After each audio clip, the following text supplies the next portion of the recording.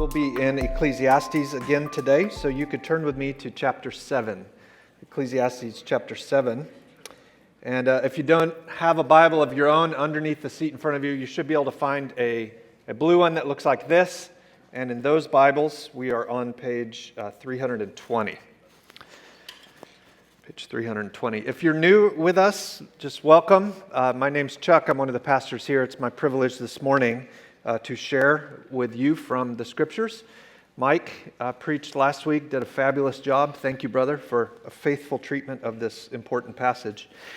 A lot of people could go to church their entire lives and never hear the book of Ecclesiastes touched in a public forum like this. The reason for that is it is an exceptionally difficult book, and it is not, at first glance, at first reading, it's not uplifting. In fact, it's week after week after week, or chapter after chapter, solemn, somber, serious, depressing. And it's not until the very end, in fact, that a solution is given to the problems that the preacher raises. But you keep coming back week after week. So praise God. And I hope that it's helpful. We hit today what is probably one of two of the most difficult texts throughout the book. So chapter 7, the last half, and chapter 10 are exceedingly difficult. There's a few verses that you're going to raise your eyebrows at, and we'll just do the best we can this morning to try to cover what they say. But I hope this will really be the beginnings of conversations you have about these passages, and will spill out into the week as you visit with one another. When I was a senior in high school, my youth pastor was driving north on a major highway in Texas. He and his wife, they were both in their mid-20s, had been down to Texas to see family for her 25th birthday, and they were traveling back north to go to Oklahoma, where I was living at the time. A drunk driver who had already served time for a DUI struck their car from behind, knocking it into the short little median and across that median into oncoming traffic. Another car headed the other way, struck theirs going full speed, and it literally split their car into two pieces. He was thrown 90 feet in the air and landed face first in the road. Michelle, his wife, was killed. The driver of the oncoming car was killed. The drunk driver, on the other hand, got off without a scratch. In fact, he didn't even stop. He just simply drove his car home and went inside. 3 law-abiding citizens died that day. 2 of them were young. They'd only been married a few years.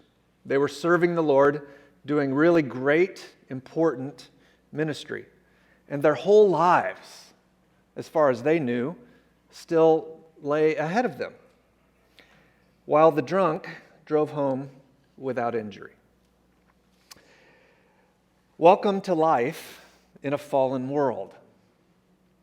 What Ecclesiastes calls life under the sun. Sometimes, sorry, this is not sticking. I turned 45 this week. Maybe my ears got bigger. Sometimes law-abiders reap the consequences of lawbreakers. Sometimes the godly die young while the ungodly live into old age. Sometimes the righteous seem to have difficulty at every turn, while the unrighteous appear to have rather endless ease. It's not supposed to be like that. This isn't the world that was created to be like this. As the preacher of Ecclesiastes sought to discover if there's any gain in life, inevitably, he bumped up against this very conundrum. The conundrum revealed that day in that accident. That youth pastor couldn't bear to go home because all he'd known in the town we lived in was life with his wife. And so he came home to live with us. He took my room and I slept on the couch. And I'll never forget as we sat at the dinner table as cards after card after card after card came in. Most of them quoting a verse in Romans. Can you guess what verse? Romans 8:28. And I'll never forget him saying, sure, God causes all things to work for good, but you're the one still with a spouse. It's not the verse I needed to hear right now. Listen to how the preacher of Ecclesiastes saw this conundrum. Verse 15. In my vain life, I've seen everything. There is a righteous man who perishes in his righteousness. And there's a wicked man who prolongs his life in his evil doing. By this point, the preacher had lived long enough to witness a most troubling aspect of reality. Life under the sun is painful, and being a righteous person, in other words, being somebody who's seeking to follow God and obey God, being a righteous person does not prevent or protect you from pain. In fact, there will be times when the unrighteous will experience less of it and you will experience more of it. If you've spent much time in the Bible, you've seen this reality played out across the pages of the Scriptures. In fact, you don't have to go past the very first family. Adam and Eve had Cain and Abel. The unrighteous son, in his jealousy, murdered the righteous son. Brother against brother. The very first pair of brothers. The one doing the right thing died while the one doing evil lived. And we're only a few pages into the Bible by that point. Perhaps you've experienced this phenomenon as well. A high school senior on a one-night stand gets pregnant and has an abortion, while a couple who saved themselves sexually for marriage struggles with infertility for years and years and years. It shouldn't be like that. COVID takes the life of a man in his 20s who was careful, while a 60-year-old caught up in the view that there is no COVID, it's just a hoax, doesn't even catch a common cold. The person who won't fudge the sales figures at work to deceive investors doesn't progress, while the unethical worker gets promoted. It shouldn't be like this. But that doesn't matter all that much, because that's how it is. This is the real world we live in. You can stick your head in the sand if you want, but all you're going to get is a face full of sand. Everything inside us grieves over these types of situations. We know intuitively something is wrong. Whether observed from afar or experienced personally, these painful paradoxes beg the question: if following God does not result in us having it at least a little bit easier than people who don't follow God, then why bother? If godliness doesn't equal the gain of a little bit less suffering, then what's the point of godliness? Why not just focus on enjoying life and doing whatever you want to do? If godliness yields no gain over the ungodly, what's the point? This is an issue often dealt with in the Bible, and inevitably it has to come up in Ecclesiastes. But it's not only in Ecclesiastes. In fact, my very favorite psalm is about this. After describing at great length the perceived easiness of the unrighteous and the difficulty of the righteous, the psalmist in Psalm 73 says this, "Behold, these are the wicked. Always at ease, they increase in riches. All in vain have I kept my heart clean and washed my hands in innocent. For all the day long I've been stricken and rebuked every morning." Friend, if you've not fought against drawing a similar conclusion, it's likely because you've just not lived long enough yet to experience something really, really awful. And you will. Do you see now why people don't preach Ecclesiastes?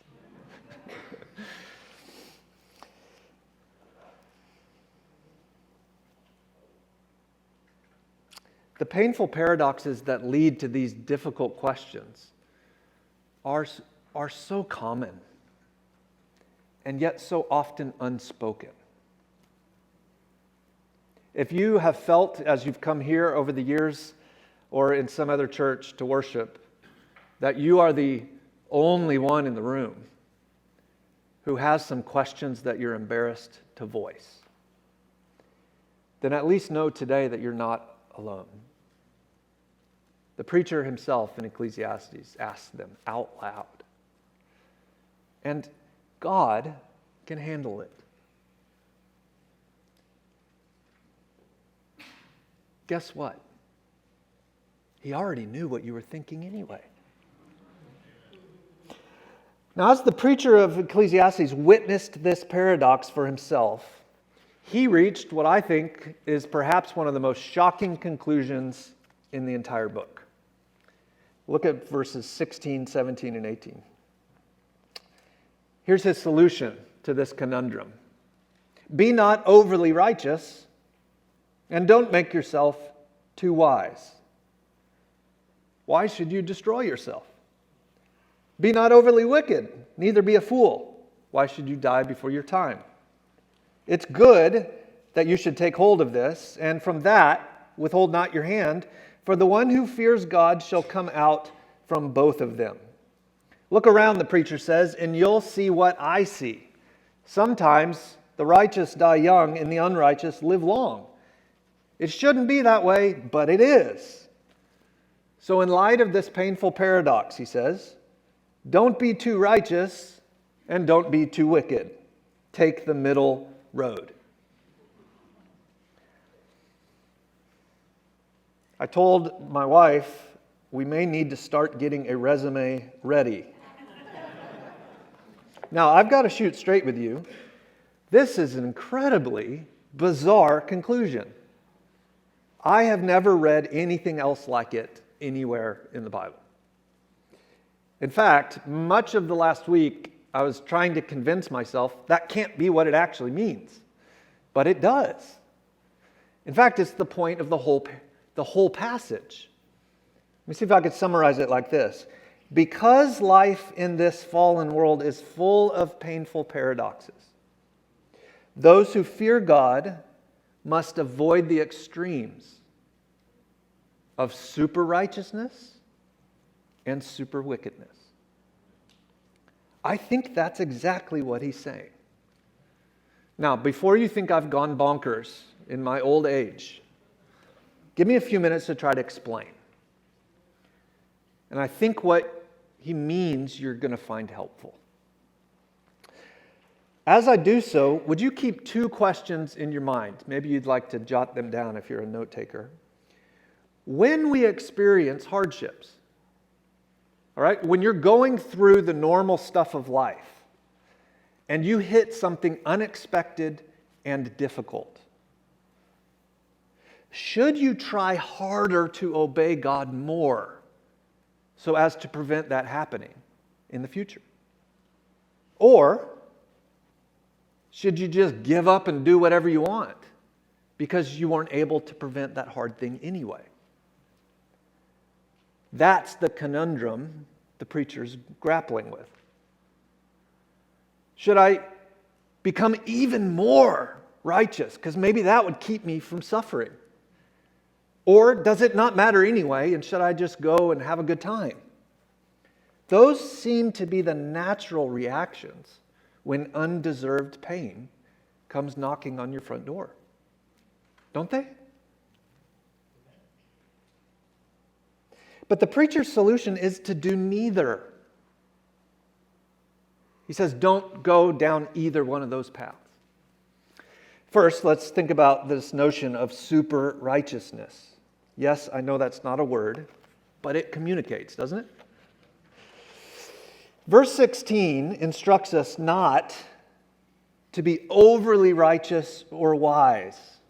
That doesn't seem like it's possible, does it? I mean, can you be too righteous or have too much wisdom? Apparently, yes. Christian, let's say you ask a godly gal out on a date. And before you ask her, you pray about it. You get counsel from older men. You search your heart to make sure you appreciate her love for God, not just her looks. Every bit of counsel you can find confirms this is a godly gal. You should ask her out. And so one day you finally get the guts up. And she says no. Now you might respond to that by believing she said no because of some sin in your life. You might respond by remembering a year ago, I asked a gal out and I didn't care about her walk with God. I didn't care about her personality. I only cared about her body. And she also said no. But maybe the fact that I asked her and that my list of priorities was all out of order, maybe God's punishing me. Maybe that's why this new gal said no, even though I asked for the right reasons. So you become more aggressive in your religiosity. You decide to swear off women altogether. I'm only going to have friends who are men. I'm only going to spend time with men. I'm only going to call men. I'm only going to text men. For the next 2 years, I'm not even going to think about a woman. That is super righteousness. Surely if I am righteous enough, the next gal will be the one that says yes because God will have seen my righteousness. Or here's another scenario. Your oldest child hits 9th grade, and after a lifetime thus far of always expressing belief in God, she now says she doesn't believe Jesus exists. She hears at school of the quote-unquote oppression that Christianity causes, and that the Bible's full of errors, and that there's no evidence that Jesus rose from the dead. And so overnight, she refuses to come to anything at church and takes up a host of behaviors that you find troubling. Now, obviously, you're heartbroken for your child. But 9th grade stretches to 10th grade, stretches to 11th grade, stretches to 12th grade, and as you think about her leaving the house with no belief in God, you are heartbroken. But you're not just heartbroken, you're also confused. Because all your life you'd heard, train up a child in the way he should go, and when old he won't depart from it. You did that to the very best of your ability, but she walked away. And so you conclude, based on an errant reading of the Bible, that's not what that verse means, based on a sense that, well, it must be my fault,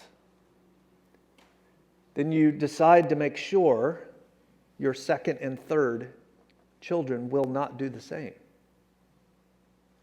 Your poor parenting and your lack of discipleship must have caused defection. And so you try even harder with the next two. You're convinced that if you just do all the right things, they will not go down the same path when they get older. And so you smother them with rules. And you create exorbitant expectations for a spiritual maturity that, frankly, you've not yet attained yourself, let alone placing that onto children. Surely that will guarantee they will continue in the faith. To these kinds of behaviors, Ecclesiastes says, not so fast. Don't be overly righteous. Don't be too wise. The preacher's point is, righteous living does not obligate God to some particular outcome in this life. You don't have a transactional relationship with God. I don't do a lot of premarital counseling because we've got a counselor on staff. It's a wonderful gift we have. But when I do it, I always tell couples, you cannot have a transactional marriage. It will not work. It's not laundry for sex. Do the laundry because you love her. Have sex with him because you love him. That's it. You can't relate to God with transactions. You can't get into the black such that God owes you. That's not how this works. In fact, I would say most of the time, there is absolutely no correlation at all between your righteousness and whether or not you get cancer, or your house gets broken into, or your car dies on the way home today. A hyperreligiosity, a super righteousness, does not remove difficulties under the sun. Life in a fallen world will inevitably involve pain, tragedy, disappointment, whether you are godly or not. You cannot be so righteous that you will escape hardships under the sun. You can have the gift of righteousness from Jesus and have a Savior with you in the difficulty. But you cannot exceed a kind of righteousness that prevents you from the difficulty. So if super righteousness doesn't work, then how about the opposite end of the spectrum? Asking the godly gal out for the right reasons didn't work. So why not just go to the bar and take home whoever will say yes? At least you won't be alone then. Your discipline and hard work in parenting did not result in a child leaving the home loving Jesus. So why not just give up on God and church altogether? Well, to these, the preacher says in verse 17, don't be overly wicked. We might call this a super wickedness.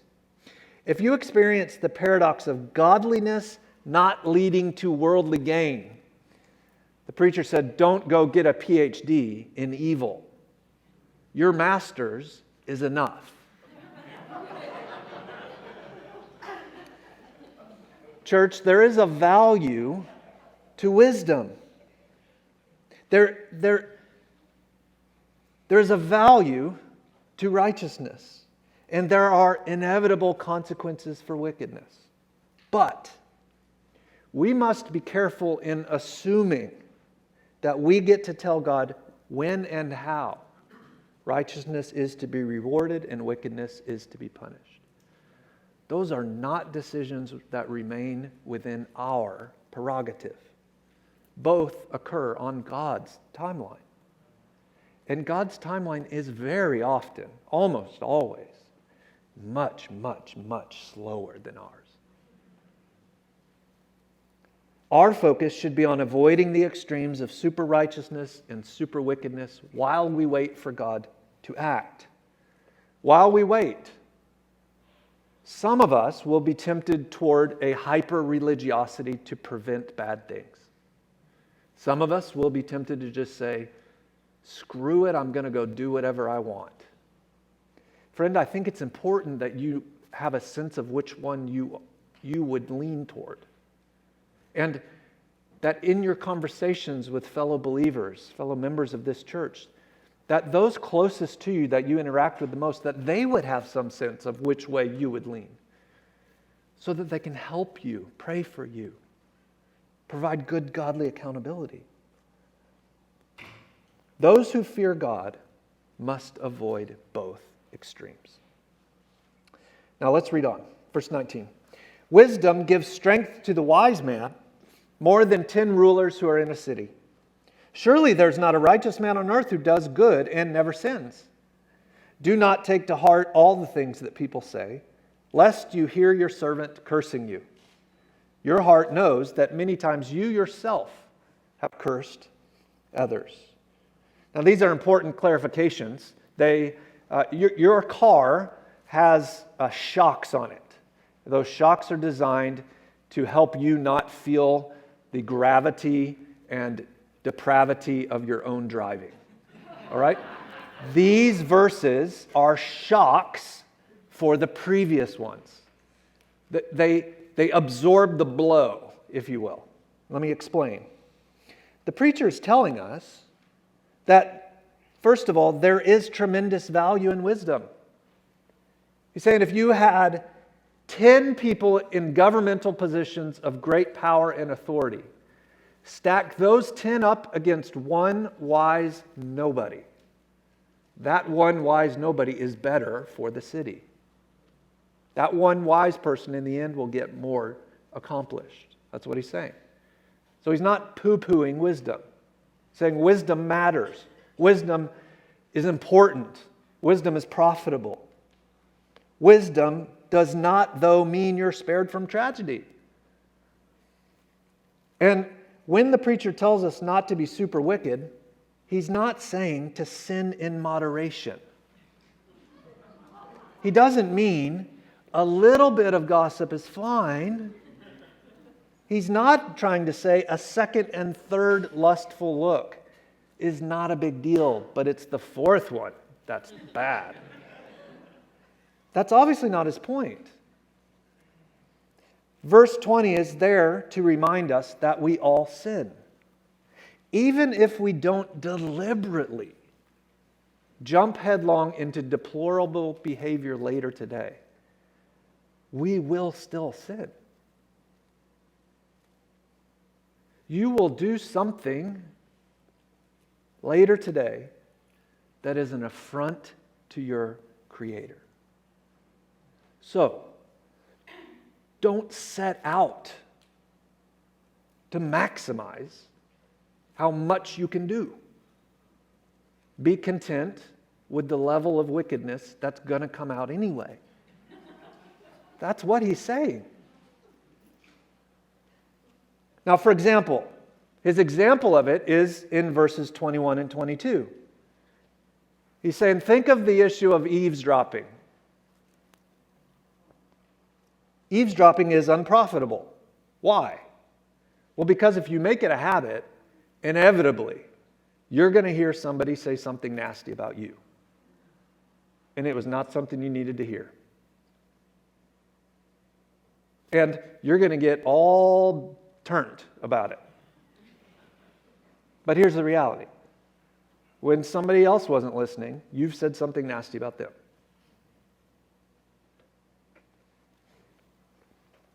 Don't be so foolish as to think you can obey God enough to avoid pain in this world. You can't. Nor be so ignorant to think that deliberately going big with devious behavior won't eventually bring consequences. It will. There is enough sin we struggle with in everyday life. We need not add more to it. Again, the point of all of this is that we live in a world where things don't work like they ought to. And we should aim to live the normal Christian life. through all the ups and downs that life will bring, without falling prey when hardship comes to the temptations of super righteousness or the temptations of super wickedness. Instead, Ecclesiastes asserts to us the way is to live for God, live in awe of God, and let the chips fall where they may. Live with a reverence before Him, and whatever His sovereignty happens to serve up, get through it with Him and His people. Now, as the preacher contemplated these things, he remained without peace and satisfaction. Can you see why? I mean, we're getting somewhere, but this isn't a point of resolution. Because people who adore God, who long for heaven, who sincerely seek every day, imperfectly, but sincerely, authentically, to live for Him. It is troubling when they face severe tragedy and people who are flippant and nasty toward the things of God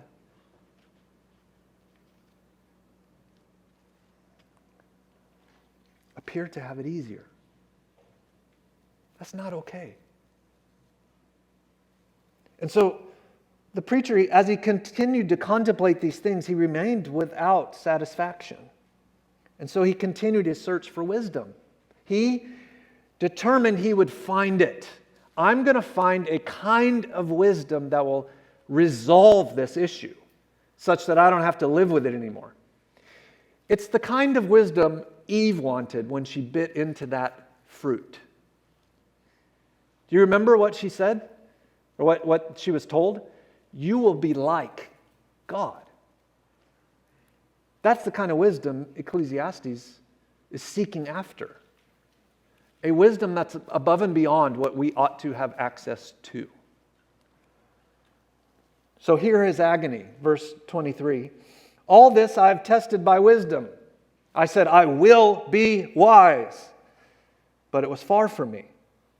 That which has been is far off and deep, very deep. Who can find it out? I turn my heart to know and to search out and to seek wisdom in the scheme of things, and to know the wickedness of folly and the foolishness that is madness. Do you hear the word wisdom being used in a slightly different way than we normally think of it? Almost always, the Bible uses the word wisdom in 100% positive ways. But there's a connotation here that this is a wisdom that's not all good. He's wanting something that's not his to be had. He means here that the painful paradoxes of life left him vexed to understand. Why do bad things happen to good people and good things happen to bad people? Is there any use at all to following God? How do I fix this?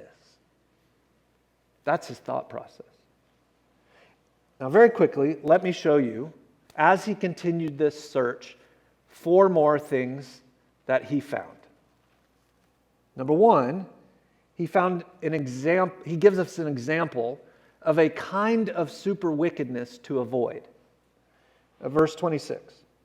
I find something more bitter than death, the woman whose heart is snares and nets, and whose hands are fetters.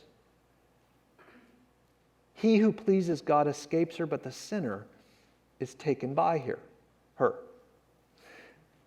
There are people who deliberately try to entice us and convince us and talk us into evil. This is telling us to avoid them.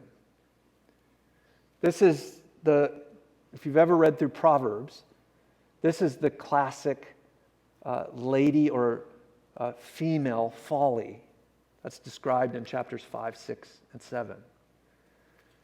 A father telling his son, don't go down that road. That there are some women out there who will use you.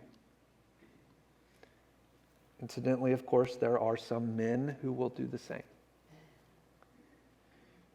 So he's saying, watch out, because I found there is a real evil wickedness you just got to avoid. Number two, he also found that he couldn't find the ultimate answer. He found that he wasn't going to find what he was looking for. Verse 27, "Behold, this is what I found," says the preacher, "while adding one thing to another to find the scheme of things which my soul has sought repeatedly, but I have not found." He's saying, I'm beating my head against a wall. That's the second thing he found. Now, the third thing is what I warned you is going to ruffle your feathers, all right? He found righteousness is hard to find. And he's going to tell it to us in a most graphic way. The end of 28.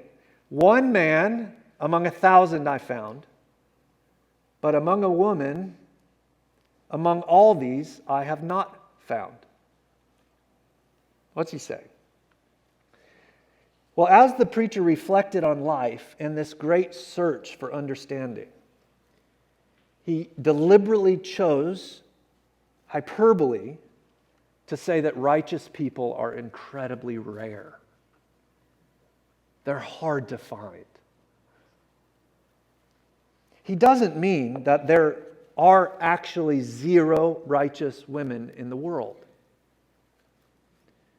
Ecclesiastes may have been written by Solomon, and if so, the last chapter in the book of Proverbs, is all about a righteous woman. And he does say in that chapter they're hard to find. Now, I don't disagree with him. But he's not saying they don't exist.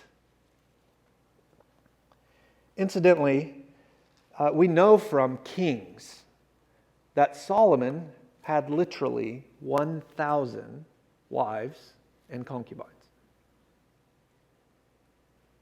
1,000.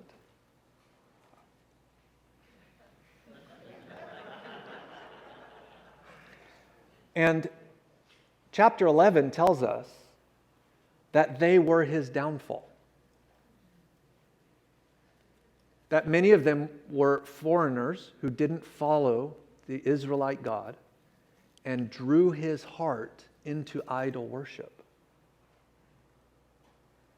So I think as he's looking around his home, he's seeing, I got 1,000 women, none of them have been a profit to me spiritually. And I got 1,000 men, and there's one good one. He's saying righteous people are rare. They're hard to find. Number 4, he found that ever since the garden, people are the ones to blame for the way things are. Verse 29, "See, this alone I found, that God made man upright, but they have sought out many schemes." Ever since the garden, people have been full of schemes. There are far more than 20 schemes. God made man upright. Mankind was created to image God, to enjoy life in his world, to have fellowship with him and with each other. But they chose to seek a wisdom that wasn't theirs. They chose to disobey. And so they fell. God made us upright, so the fact that bad things happen isn't God's fault. They are the inevitable consequence of the cosmos rebelling against its creator. There's brokenness in this world because people chose and continue to choose to rebel. Now you have to be very, very, very careful connecting a particular sin to a particular hard outcome. Sometimes that's possible. If you drink yourself into a stupor every day, starting in your 20s, what is inevitably going to happen to you? You are going to get cirrhosis of the liver and die. You can connect those two things.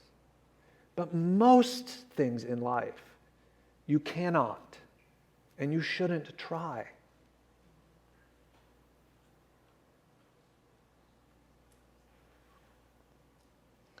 Brokenness exists in the world not because God is aloof or unkind, but because we seek out our schemes.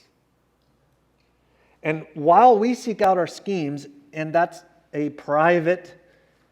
often a private sphere of life, God has been upfront about His plan. That's what the word schemes means. It means a plan. We've got our schemes, but God has His plan. He will not leave His people under the sun. Christ, the only truly righteous one, entered this broken world. He became sin who knew no sin, so that we might become the righteousness of God. One day, this Jesus, who is now over the sun, will re-enter physically under the sun in order to rescue all who have trusted Him.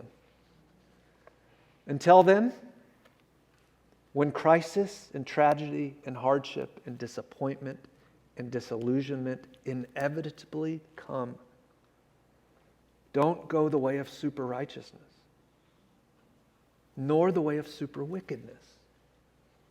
Instead, trust Jesus as your Lord and Savior.